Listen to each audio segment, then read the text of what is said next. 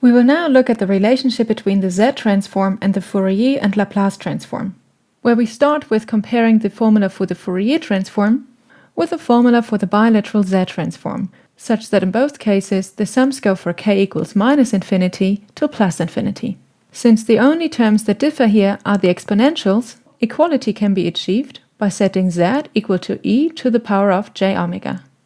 To see the relationship between the Z transform and the Laplace transform, we will first assume that the discrete time signal x of k has been obtained by sampling a continuous time signal x of t, and the sampled signal xs of t contains an infinite amount of direct deltas placed at multiples of the sampling period t and scaled with the sample values x of kt.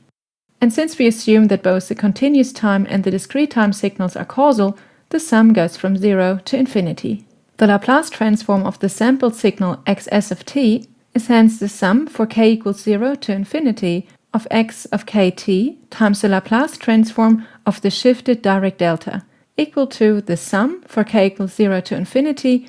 of x of kt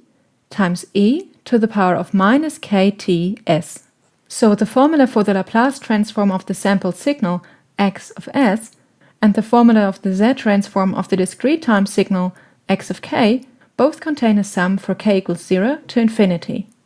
Keeping in mind that the values of the sampled continuous time signals at multiples of the sampling period, that is at k times capital T, are equal to the value of the discrete time signal x at time k,